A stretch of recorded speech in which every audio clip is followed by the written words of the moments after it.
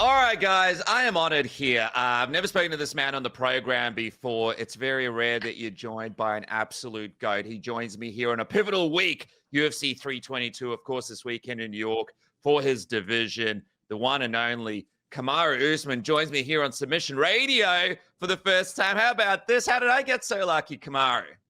What's up, my man? It's good to talk to you. Dude, you were in Dana White's closet with Henry Cejudo just the other day having a look at shoes. I saw the video, man. You guys obviously kill it with the Pound for Pound podcast, but I love the dynamic, bro. What was that experience like for you? That was really cool to see you guys connect like that over some really awesome Nikes and stuff in his closet. Absolutely. No, it's great to get to see behind the scenes kind of what obviously Dana's closet looks like, but also just the dynamic of Henry and myself. So it's been great so far. It's been a great journey, and hopefully bigger and better things to come. What about him saying you're the greatest welterweight of all time? That's not a bad little compliment. It's not, but that's the thing about this game is I've always said it's you want to let everyone else bestow that on you. Not something that you come out screaming, oh, I'm this, I'm that. You let everyone else bestow that upon you according to your body of work. And it's an incredible body of work, dude. Obviously, you're in the closet there having a look at shoes, shooting the show. Is there a moment there where you chat with him about, hey, this weekend, it's the title fight. I'm ready. I'm ready to go next. If I'm the one up next, I'm ready to go. Do you have that conversation with him behind the scenes? Not necessarily, but I mean, I think it's kind of understood that that's what I'm eyeing. That's what I want. And hopefully that's what they feel and they believe that I've earned, because of course, yeah, losing the title and then going up and taking that short notice fight, it, of course, to the untrained eye, it looked like, oh, he's slipping. He's no longer there. And then, you get booked against just a strong and impressive contender like Joaquin Buckley. And for me to go out there and just still show them that, hey, I'm still at the top of this division, that this is not, I need to get back to where I belong, and that's being the champion and holding that title. And I hope I showed them that. So I guess we'll see after this weekend. Hey, dude, I got to ask you with that fight, right? Because a lot of people are like, oh, you're speaking to Kamaru. We want to know this. Obviously, that fight with Khamzat Chimaev is super impressive. You took it at short notice, and you've had one of the best performances against Khamzat. Did you ever think about running it back with a proper training camp? Obviously, he's one of the more dominant champions in the UFC, right? Well, of course, I think that's, we'll see what the future holds. Right now, my sights are set on that welterweight title. Khamzat has done a phenomenal job with what he's been presented with. I mean, going out there and taking care of Robert Whittaker, and then going out there and taking care of DDP the way that he did. He's a champion now. We give him that respect. But if given that opportunity, of course, I would love to go up and with the full camp and really challenge for that title. When you talk, obviously you're in the gym right now. In terms of return timelines, is there a specific time frame that would work for you to come back?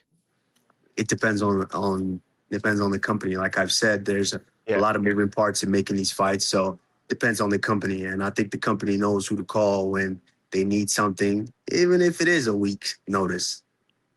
Oh, wow. Okay. Hey, this weekend's fight, right? I'm so excited about it, dude.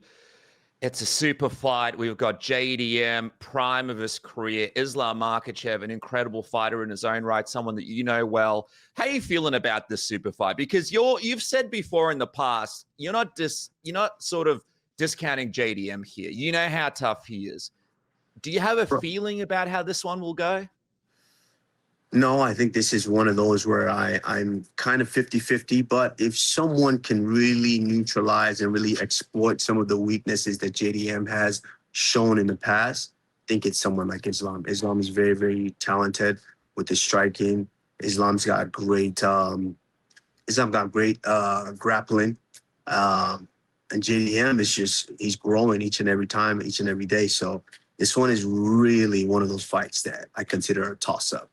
When you see Alex Volkanovski, Craig Jones sitting in that room with him at Scrappy MMA in Perth, How much of an impact do you think those guys are having in the lead up and preparation for Islam? Kind of like the perfect training camp, right? I mean, it is what it is. You can't really tell. You can't really say that because look at someone like DDP. You saw when he was preparing for Khamzat Chimaev, and he had 3 guys, I believe, wrestling him and trying to get him down, and he was kind of having his way with those 3 guys. It's Oh no, what's going on there? Yeah, that doesn't really tell the story. You know, you don't know until you get into that fight and things start to play out. So who knows? It's so interesting, dude. You're one of the best grapplers in UFC history, right? One of the most dominating. When you see someone like Craig Jones, who's kind of a strategist for a lot of these guys, and the way he looks at grappling, is there something that interests you? His version of jiu-jitsu, his version of grappling, and what he sort of passes on to the fighters that he works with?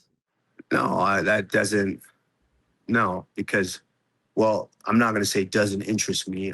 Craig is extremely talented when it comes to grappling and it comes to pure jiu-jitsu. But it's a little different when you get punched in the face while you're trying to set up a leg lock, or you're trying to set up a triangle and you get hit in the face or hit in the body. It's completely different things. But for what Craig has done in jiu-jitsu, it's impressive, completely impressive. And what they did for, I believe, JDM going into that last fight and winning the title was great. So we'll see how it fares in this next fight with Islam.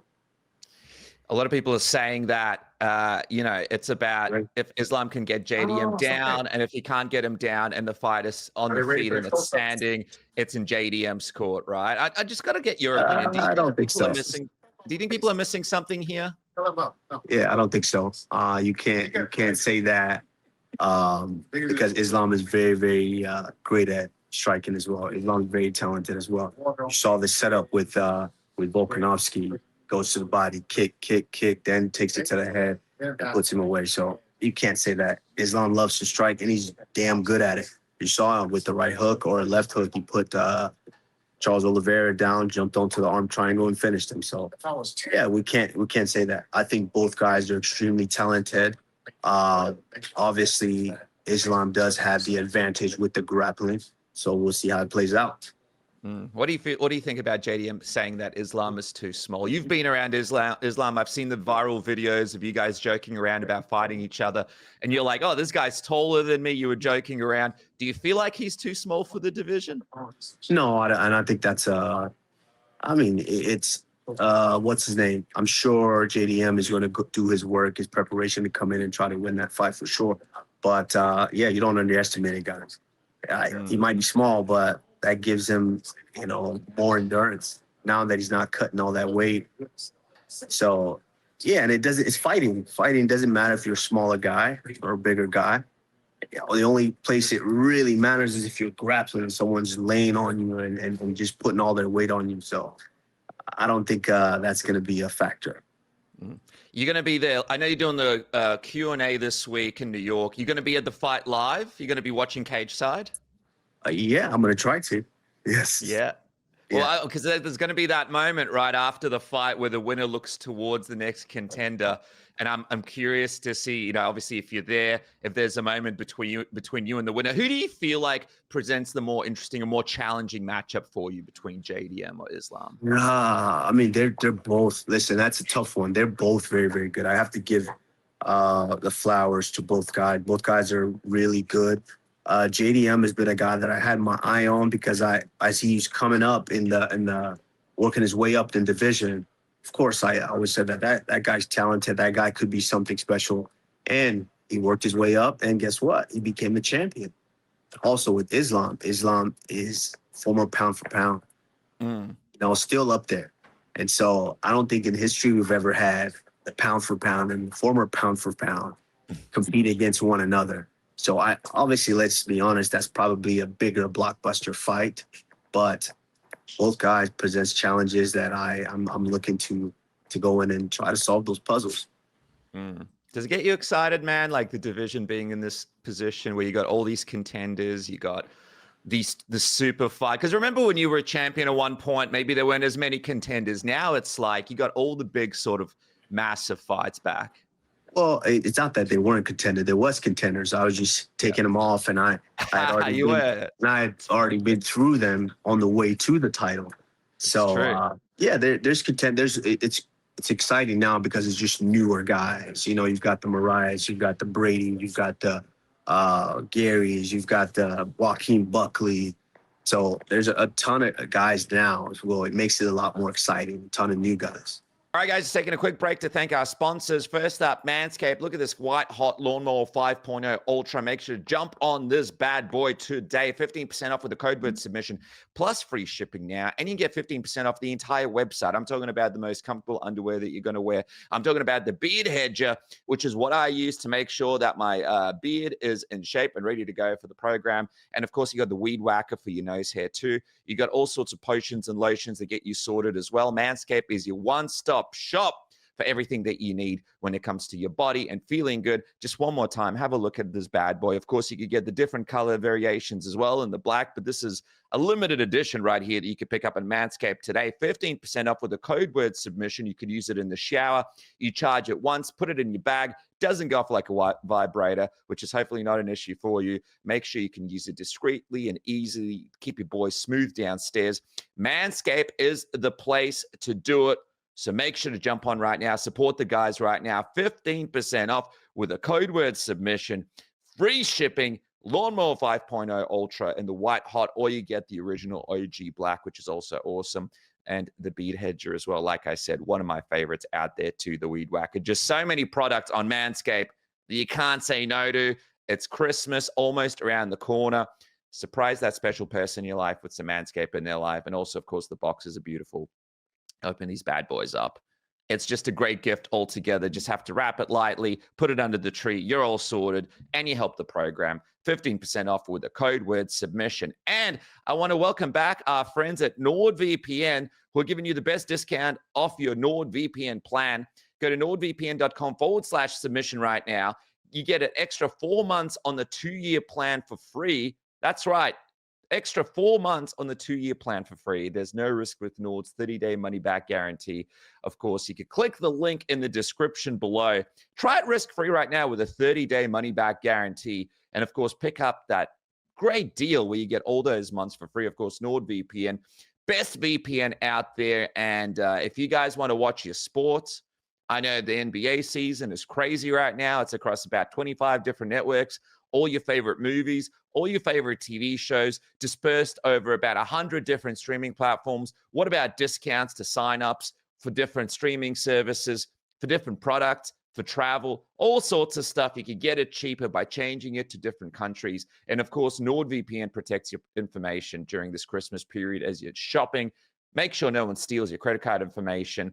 Takes away all your information, so you got to reset all your passwords. NordVPN has you sorted. It protects you, it looks after you, and it gives you access to all of the best sports around the world.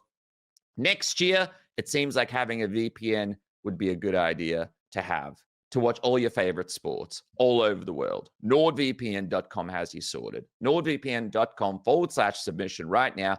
Pick up this deal today. Get across it now. You're not going to regret it as we go into the Christmas season with so many big sports being played and you guys having to be across about 3,000 different networks and streaming platforms to watch it. Dude, there's going to be people in this interview, like there'll be some haters in the comments going, well, this guy doesn't deserve the next shot. You got Ian Garry and Belal fighting. You got, the Sean Brady's fighting. What's your message to people who say you don't deserve this next title shot? It is what it is. I was, what was it, like the 4-1 underdog going into that last fight?